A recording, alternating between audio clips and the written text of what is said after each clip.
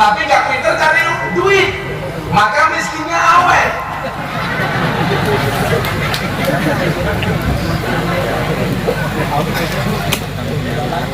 Langsung ya dibuka HP, HP-nya cross saja berkah. Orang kaya itu pintar nyari duit tapi doanya tidak mustajabah. Orang miskin doanya mustajabah tapi nggak pintar cari duit, maka miskinnya awet. Makanya mohon maaf, orang kaya supaya hartanya ini menjadi afiah harus ngopeni orang miskin. Orang miskin ini supaya kemiskinannya afiah harus ngopeni orang kaya dengan doanya. Maka besok di akhirat itu orang akan dikelompokkan dalam dua kategori, ahlul afiah sama ahlul musibah. Siapa dia ahlul musibah? Ahlul musibah itu ketika di dunia diuji oleh Allah dengan kemiskinan, kemelaratan, kejombloan.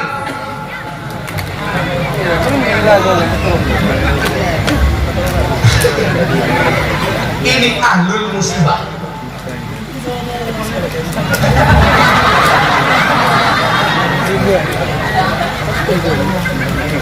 Muridnya serba kekurangan, ini ahlul musibah.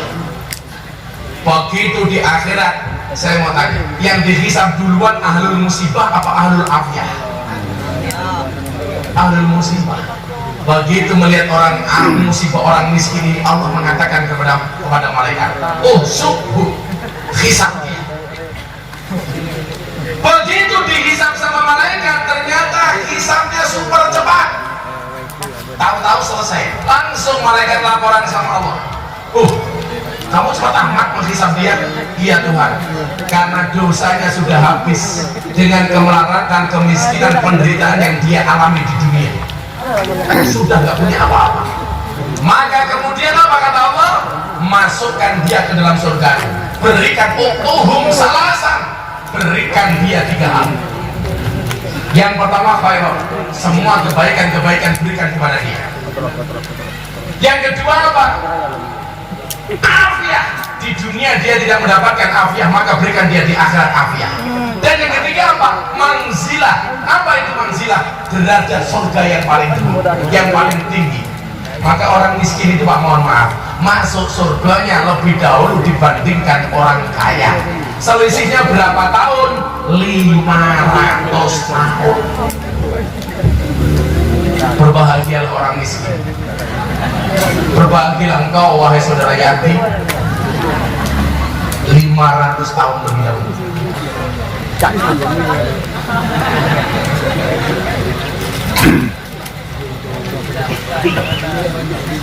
Begitu giliran orang kaya, orang kafir ini, sini kamu maju saya hisab, kata malaikat. Matanya melihat ahlul musibah ini di dalam surganya Allah, cuma bisa melihat dari kejauhan, sampai mulutnya melongo, kacamatanya sampai dicopot, nggak jadi. Dia lihat sampai ke atas. Apa bahasa kalimat yang keluar dari mulut orang kaya ini? Tahu siksa, tahu nikmat orang miskin, ahlul musibah ketika di dunia nikmatnya begitu indah seperti ini. Saya minta dikembalikan ke dunia, jadikan saya orang miskin ya. Coba, karena begitu nikmatnya yang diterima oleh ahlul musibah ketika di surganya Allah Subhanahu wa Ta'ala. Maka saya bilang, orang miskin gak usah ngiri dengan kekayaan orang kaya. Di dunia ini orang miskin kalahan, orang miskin menangan. Apa-apa kalau di dunia itu orang miskin dahuluan. Bikin rumah, dahulu. Beli mobil, dahulu. Naik haji, duluan. Beli HP, duluan. Piknik, duluan. Mati. Orang miskin di dunia itu apa-apa kalah. Bikin rumah terakhir, beli kendaraan terakhir, berangkat haji terakhir, beli HP tidak hanya terakhir, nunggu saya kenal. Tapi besok di akhirat berbahagia, orang miskin itu masuk surga dahulu 500 tahun dibandingkan orang kaya. Orang kaya ngantri masuk surga, yang miskin sudah makan, minum, keramas, dan lain-lain. Makanya bisa saya pastikan Bapak DPR sama Yadi besok masuk surganya duluan Yadi, karena Yadi berangkat selesai pengajian.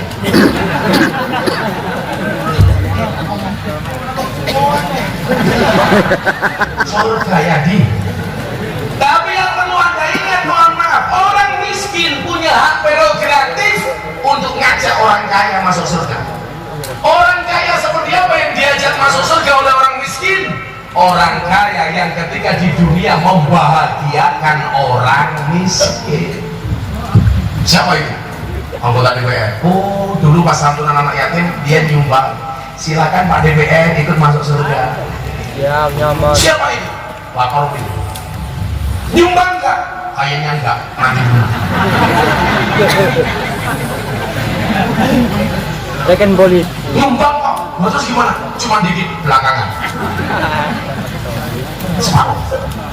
Jadi masuk surga, lihat sebentar, survei keluar lagi.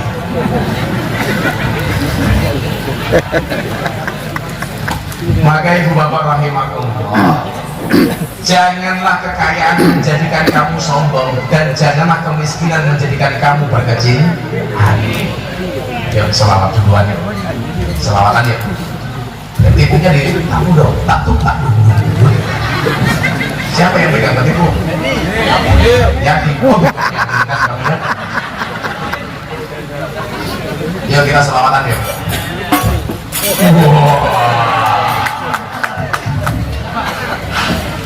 Ini siapa yang datang gondrong ini? Kok malu? Kan aku jadi malu.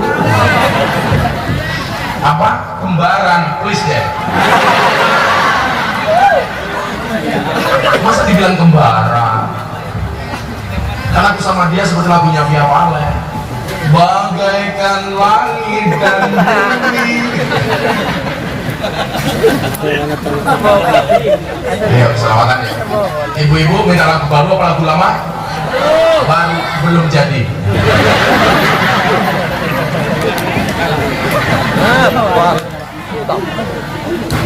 Lagu baru, lagu lama bu?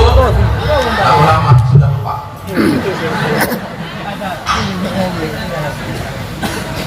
Orang sini biasanya lagu dangdut, lagu apa?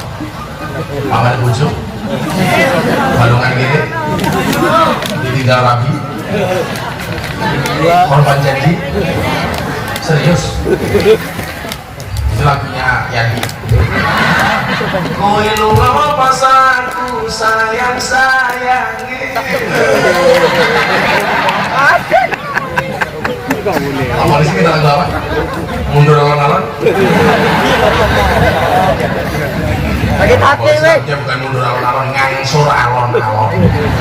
Aku ngangsur alon-alon merblok.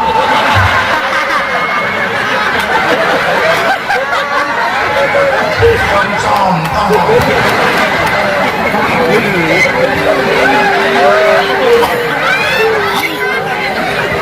Selesai sudah.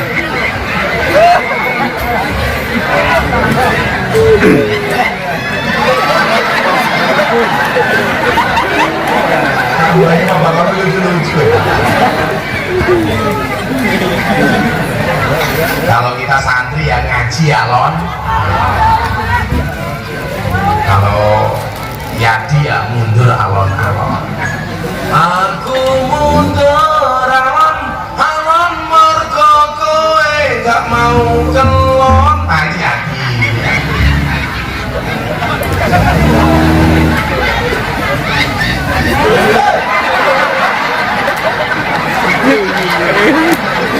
Dia siapa tukang gila?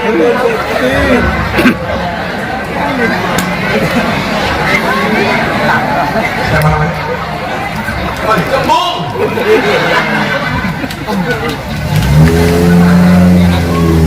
Kalau kita ngaji alon, aku ngaji alon, alon mergo sadar aku sapa santri sing nakal ra iso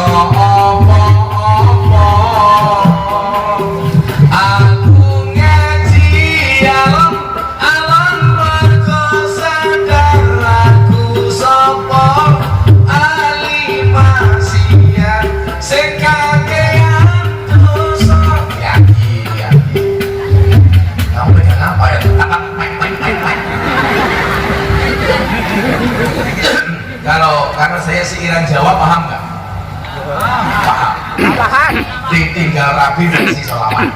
Ditinggal rapi, ditinggal nikah lagunya ya. Ya. Mudah-mudahan Yati dan Putri tidak berjodoh. Kalau yang maksud sampingnya ini, iya. Yati, kalau kamu menikah dengan janda tua dong. Kalau kamu nikah dengan janda tua, kamu bisa mati duluan. Kan kamu bisa keracunan. Keracunan apa? Susu pada luar sana.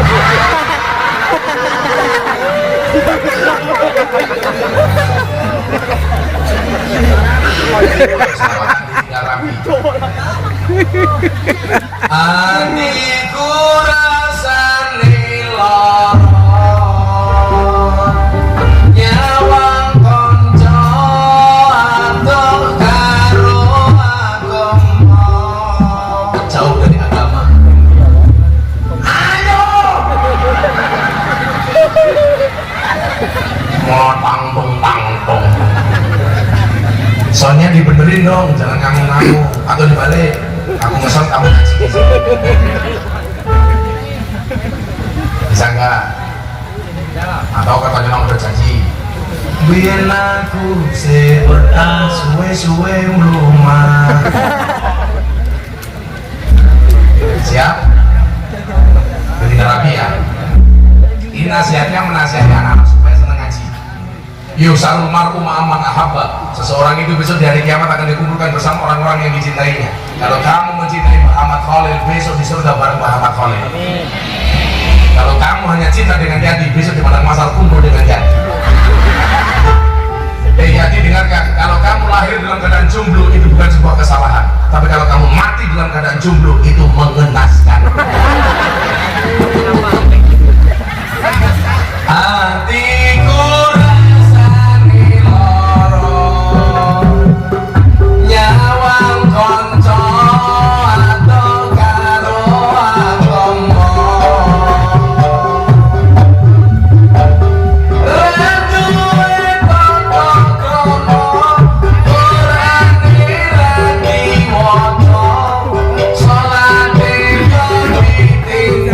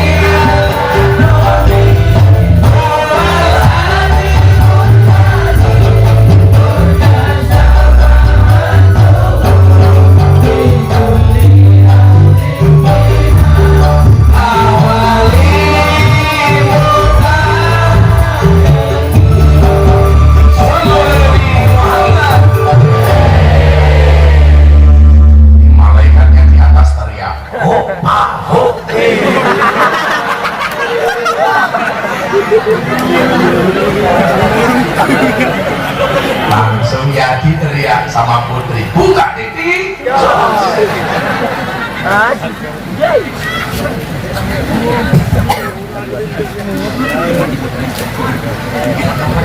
Udah malam.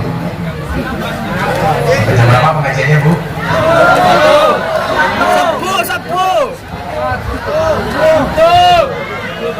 Mengatakan sekali. Kenapa Putri minta jam 1? Karena dia ingin lama-lama menatap wajah. Saya Yadi ya. Maka ibu bapak rahimakumullah, begitu dahsyatnya orang yang bersedekah, terutama untuk anak yatim. Rasulullah mengatakan, "Ana wa kafil yatim maka fi jannah." Aku dengan orang-orang yang mau memelihara anak yatim seperti dua jari ini dalam surganya Allah. Artinya apa? Berdekatan. Saya bilang begini Pak, dulu saya zaman kuliah itu makan nggak bisa, tapi saya punya keyakinan bahwa satu saat saya akan bisa ngasih makan orang. Maka setiap kali saya berdoa waktu itu mau makan, saya berdoa Allahumma barik lana fima razaqtana wa qina adzabannar. Kemudian doa saya tambahin, ya Allah, hari ini saya nggak bisa ngasih makan orang, satu saat saya harus bisa memberi makan orang. Setiap kali saya mau tidur saya berdoa bismika Allahumma ahya wa bismika amut. Ya Allah, hari ini saya nggak kuat nyewa kos untuk tidur, tapi satu saat harus saya bisa memberikan tempat tidur bagi orang lain. Dan saya syukuri, alhamdulillah hari ini sampai saya di pondok ada 150 orang gratis semuanya, makan, minum, tinggal di pondok gratis. Dan tidak ada ruginya. Saya ada punya anak Madura satu, tapi orang tuanya di Probolinggo, tapi orang Madura. Dari dulu masuk pondok berat badannya cuma 40 kilo, sekarang 95 kilo. Ini anak Madura kalau makan subhanallah, Gunung Bromo pindah ke piring.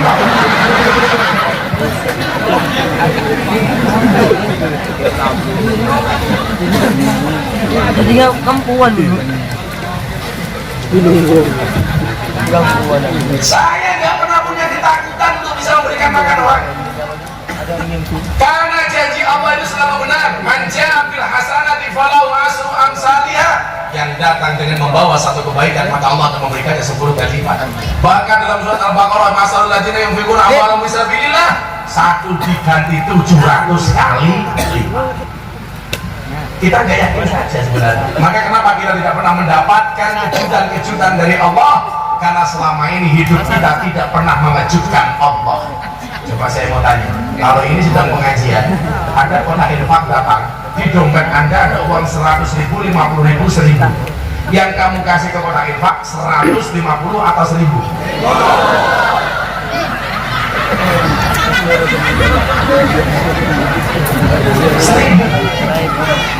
Datang ke kebun binatang lihat monyet, uang sakunya 100.000. Pengajian lihat kiai, kotak infaknya 1.000. Berarti lebih mahal kiai apa monyet? Anda lebih menghargai kiai apa monyet? Silakan ngomong monyet. Kiai. Sungguh terlalu. Maka saya bilang, pahlawan nasional yang paling rajin masuk masjid dan menghadiri pengajian, siapakah namanya? Patimura. Kenapa? Karena gambar uang 1.000. Pahlawan nasional yang jarang masuk masjid dan tidak pernah ikut pengajian, namanya siapa? Bung Karno. Karena gambar uang 100.000. Padahal kalau dilihat dari gambarnya, Bung Karno pakai kopiah, siap berangkat pengajian. Patimura bawa pedang, siap berangkat ke sawah. Tapi lucunya orang Lombok yang mau berangkat ke sawah dipaksa datang pengajian, yang siap berangkat ke pengajian dipaksa masuk pasar.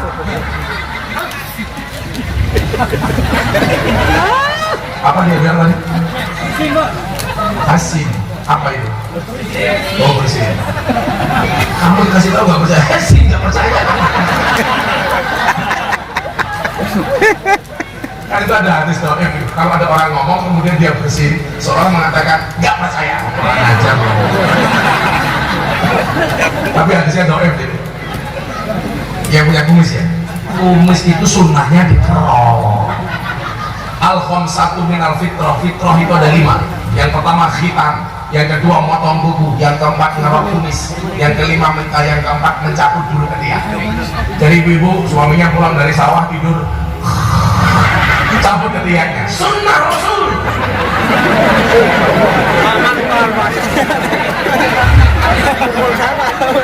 Yang kelima apa? Mencukur bulu kemaluan.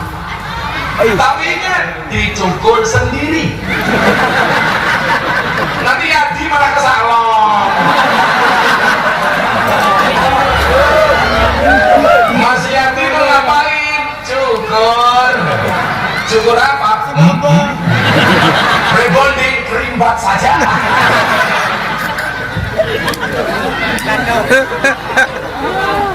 Buat Mbak.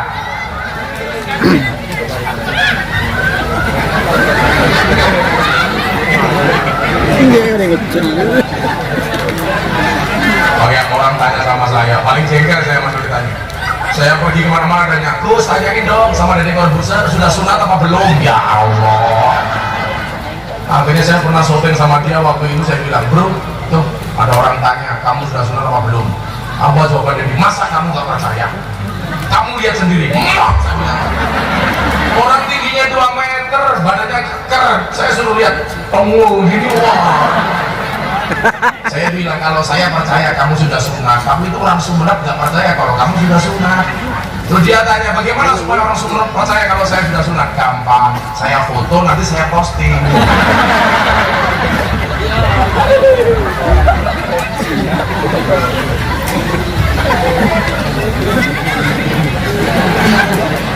Saya kasih Bapak Ibu tema kita sedekah malam hari ini ayat. Bagaimana kemudian Allah janjinya dalam Al-Quran pasti terpenuhi. Innallaha la yukhliful mi'ad. Allah itu tidak pernah ingkar janji. Saya ketika bangun masjid di pondok saya cuma punya modal uang 20 juta 30 juta. Itu pun saya sempat ditipu sama orang. Waktu itu saya pengajian di Padang, saya ditelepon sama kawan saya, Gus, di mana di Padang? Pulang kapan? Siang hari ini. Bisa nggak setelah landing dari pesawat langsung ketemu saya? Oke. Saya datang ke Stadion Mandala Krida waktu itu. Begitu saya datang ke Stadion Mandala Krida, dia bilang nanti malam saya ada acara wayangan. Dalangnya saya masih ingat Ki Anom Suroto. Bisa nggak sebelum wayangan Gus Miftah pengajian dulu 15 menit? Saya jawab oke. Pengajian malamnya saya siangnya datang karena ketemu duluan, pulang dikasih amplop 30 juta waktu itu. Di Lombok mustahil.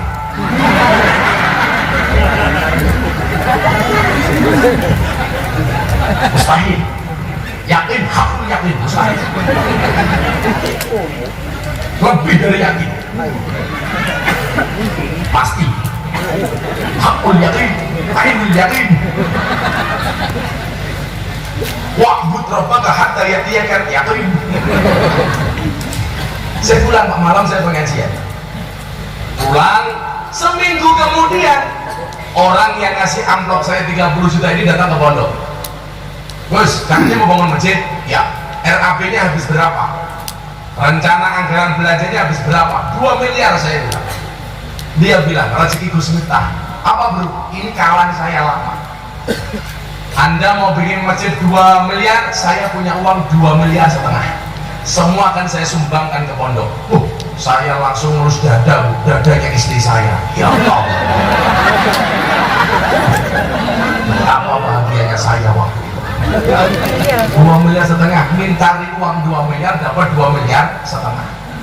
Saya nggak curiga apapun karena ini kawan saya. Akhirnya kita makan bareng, ngopi bareng. Selesai makan, kawan saya ini bilang, tapi mohon maaf Gus, untuk mengeluarkan uang ini dari bank butuh biaya administrasi. Berapa? 50 juta. Kebetulan rekening bank saya ada uang 50 juta yang memang pengen saya jadikan modal bangun masjid. Karena yang ngomong kawan saya bilang sama istri saya panggil, Beb, iya saya. Ternyata bukan sayang tapi syaitanir rajim. Ini gimana? Istri saya bilang, saya percaya sama Abah. Apapun keputusannya, saya oke. Akhirnya